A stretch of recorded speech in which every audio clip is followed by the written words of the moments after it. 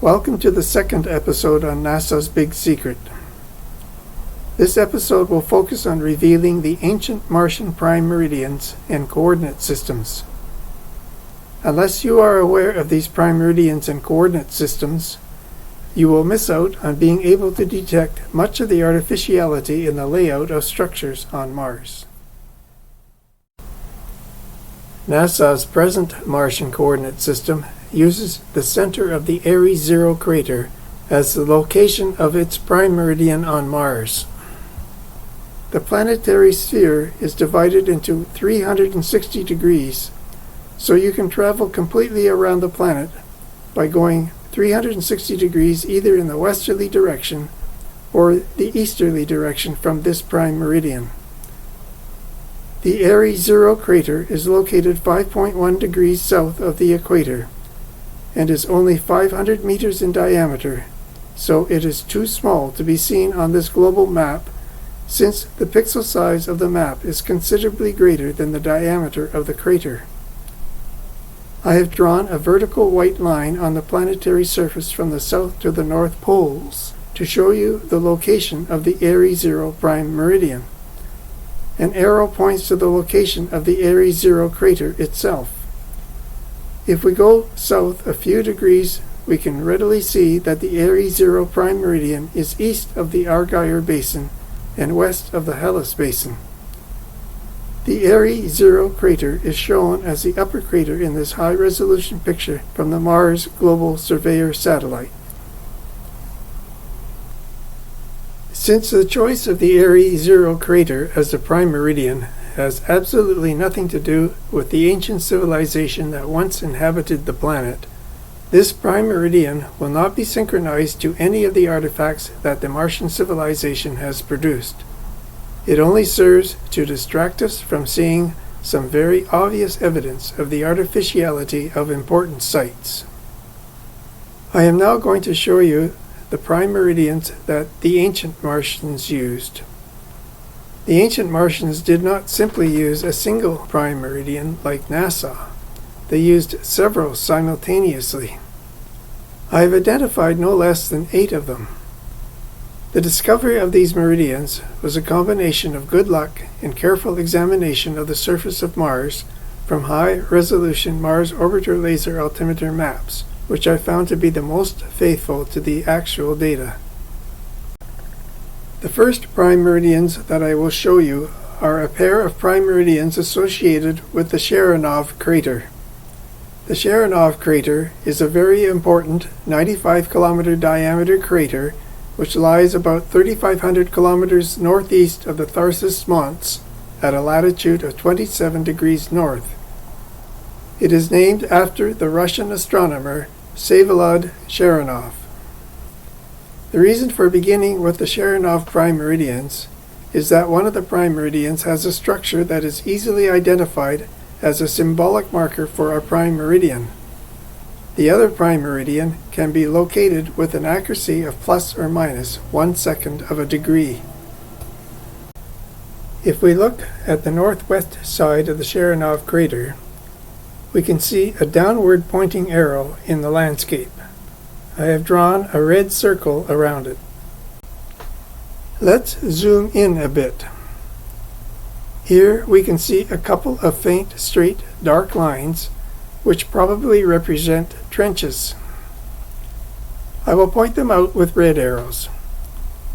First, the linear line on the left side, then the linear line on the right side. A couple of downward pointing red arrows point out a portion of a straight horizontal line marked by a color change in the landscape. Now I will run thin red lines along the lines pointed out by the arrows. The lines form a perfect equilateral triangle, which represents a downward pointing arrowhead. There appears to be a shaft coming out of the top of the arrowhead, but it is difficult to delineate its eastern edge, so I did not attempt to draw it in.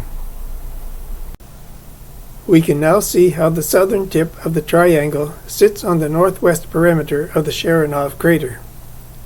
When the crater perimeter is drawn, we can see an obvious symbol of a prime meridian, a triangle-circle combination which points out the location of the prime meridian with the tip of its triangular arrowhead. Now, if we look at the southwest interior of the Airy-0 crater, we find a tiny filled circle which I have labeled as the tower. This marks the second prime meridian associated with the Airy-0 crater. Its location can be determined to within plus or minus 1/2 of a degree, since its longitude is located exactly 36 degrees east of the longitude of a site which I could determine from a high-resolution thermal emission imaging system map of Mars. I named the prime meridian marked by the tower as the Airy-0 Tower Prime Meridian, which I abbreviated to STO-PM. I named the prime meridian marked by the triangle as the Airy-0 Triangle Prime Meridian, which I abbreviated to STR-PM. The two prime meridians are only about 4 minutes of a longitude degree apart. We will now head west to the Tharsis Mons to locate the third and fourth prime meridians. These are situated on the middle mountain, which is called Pavonis Mons. Let's zoom in. This mountain has a large circular caldera sitting on its peak. When we go to a higher resolution picture, we can see that the edges of the caldera are quite well defined, permitting us to draw a circle around its perimeter.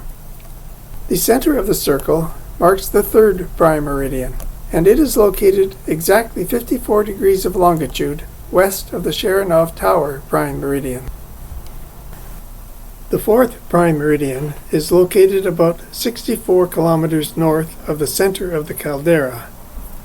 It was determined by using craters created by the Martians for the purpose of surveying important locations on Mars. I call these craters survey craters, and will discuss them in a future episode. The site marking the fourth prime meridian occurs at the remarkable latitude of 5 degrees north in planetographic coordinates. Planetographic coordinates take the ellipsoid nature of the planet into account. The fourth prime meridian's longitude is exactly 54 degrees west of the longitude of the Airy-0 Triangle Prime Meridian. I called the prime meridian marked by the center of the caldera the Pavonis Caldera Prime Meridian, and abbreviated as PCPM. I call the fourth prime meridian the Pavonis Mons Prime Meridian, and abbreviated as PMPM. Like the pair of Airy-0 prime meridians, the Pavonis prime meridians are about 4 minutes of a longitude degree apart. Now we are going to head 99 degrees west to view the next pair of prime meridians. When we get close to the longitude of Elysium Mons, we will head south about 8 degrees and then zoom in. What we see is a depression in the landscape, but the resolution of the map is far too low to see what is really there. We have to go to a higher resolution map. Here, a very dark area can be seen, below which extends a band southwards, which continues on very faintly to the higher terrain. It took me a long time before I could discern the pattern that the landscape formed. None other than the image of a dagger. I will now draw it in for you to see.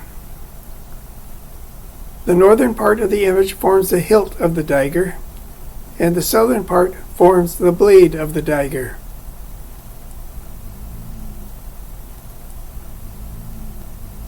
If we draw a vertical line through the middle of the dagger hilt, we mark the longitude of our fifth prime meridian.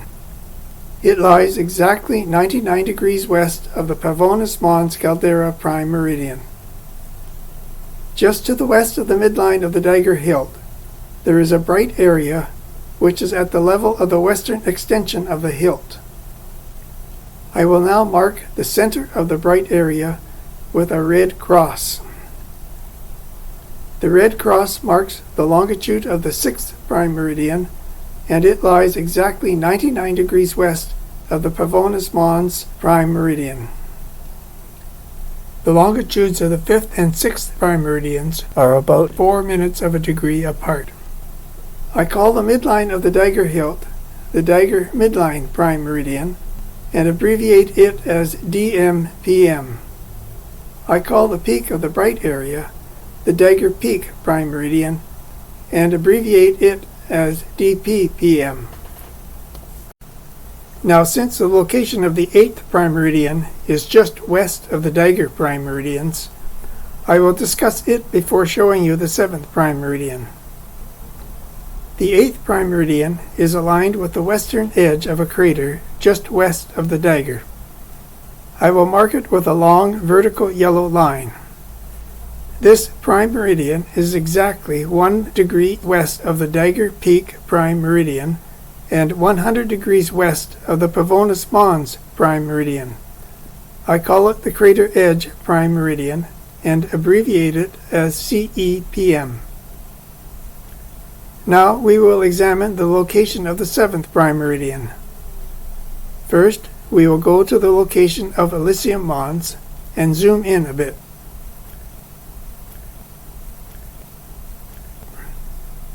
I will now switch to a higher resolution map.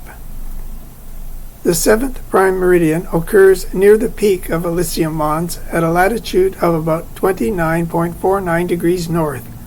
It lies just east of the Elysium Mons caldera, and it was determined with the help of survey craters like the site of the Pavonis Mons prime meridian.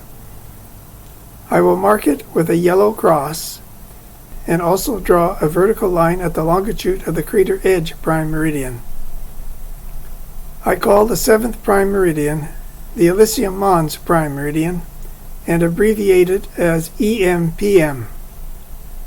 The Elysium Mons prime meridian is exactly 1 degree west of the dagger midline prime meridian and 100 degrees west of the Pavonis caldera prime meridian.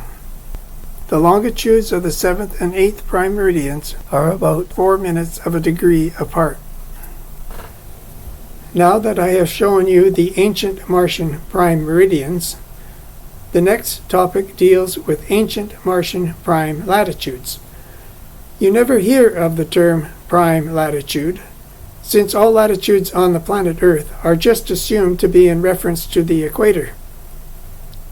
But the equator is actually a prime latitude, where latitudes go from 0 to 90 degrees in the northern hemisphere and from 0 to minus 90 degrees in the southern hemisphere. On Mars, there are 2 ancient prime latitudes. The first is the equator, like on planet Earth.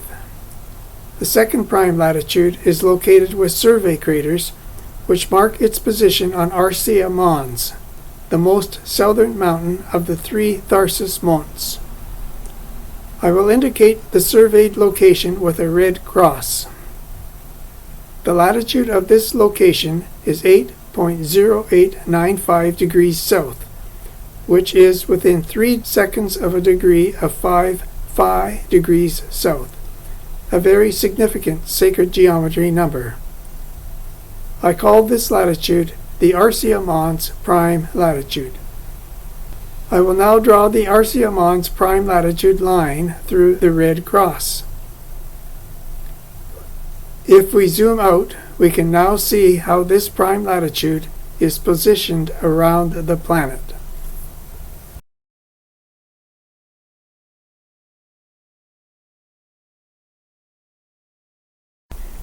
This image is a Mercator map of the surface of Mars, showing the positions of the 8 prime meridians and the 2 prime latitudes.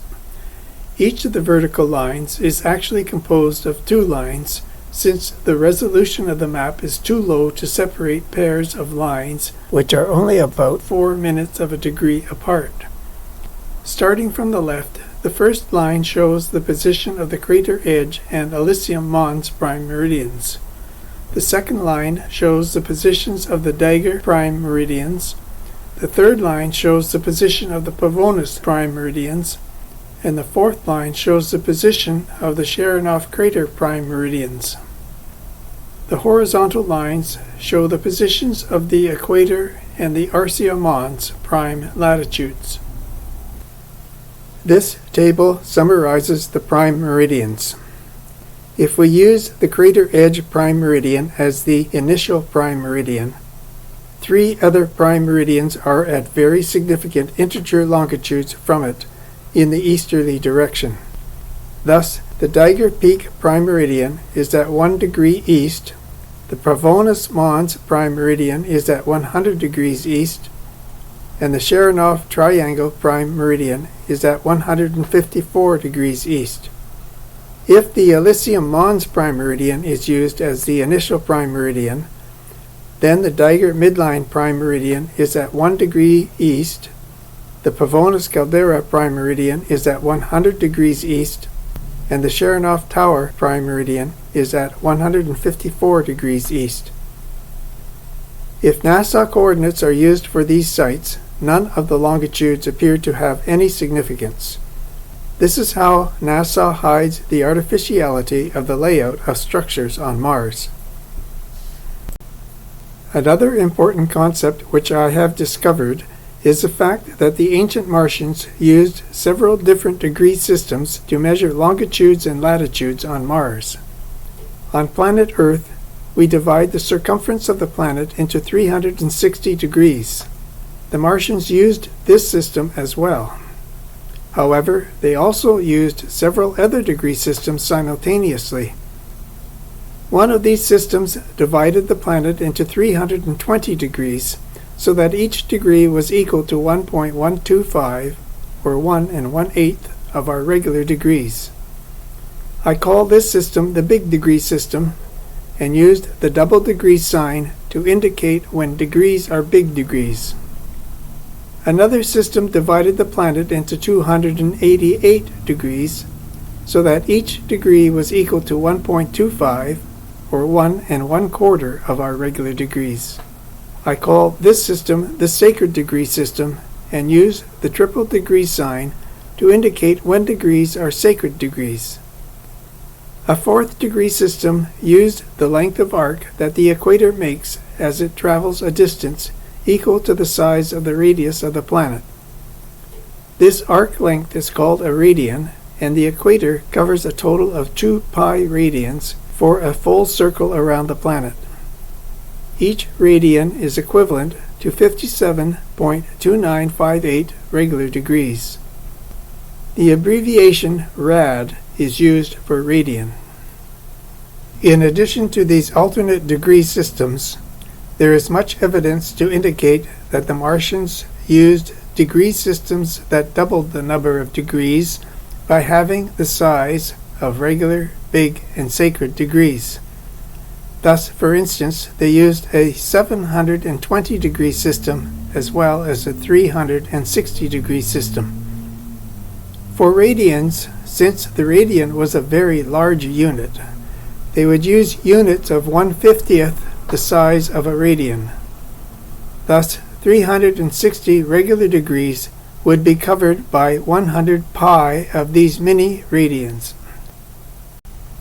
A further concept is that latitudes were measured by the ancient Martians using 2 different methods which are illustrated in the next image. One method took into account the fact that Mars is an oblate spheroid rather than a perfect sphere. The poles of an oblate spheroid are pushed inward, resulting in the polar radius being smaller than the equatorial radius. This method is called the planetographic system, and it measures latitude from a line drawn perpendicular to the surface of the planet. The angle that this line makes with the planetary equatorial plane is called the planetographic latitude of the point on the surface of the planet. The other method assumes the planet to be a perfect sphere with a radius equal to the equatorial radius of the planet. This method is called the planetocentric system, and it passes a perpendicular line from the surface of the imaginary sphere through the location on the surface of the planet. Since the line is perpendicular to the surface of the sphere, it passes through the center of the planet. The angle that this line makes with the equatorial plane at the center of the planet is called the planetocentric latitude. The two systems give different values for the latitude of a point on the surface of the planet. In summary, what you have learned in this episode is that there are 8 prime meridians and 2 prime latitudes on Mars. The Martians used several degree systems to measure longitudes and latitudes rather than simply the 360-degree system. They also used the planetographic and planetocentric systems to measure latitudes on Mars. NASA currently uses the planetocentric system on Mars. It seems that the primary reason that the ancient Martians used so many coordinate systems and prime meridians was to allow them to express the coordinates of sites on Mars in terms of numbers used in sacred geometry. Future episodes will focus on the artificiality of major sites on Mars. A complete discussion of the material in this episode can be found in my book, Intelligent Mars 2, Code of the Craters. Thank you for watching.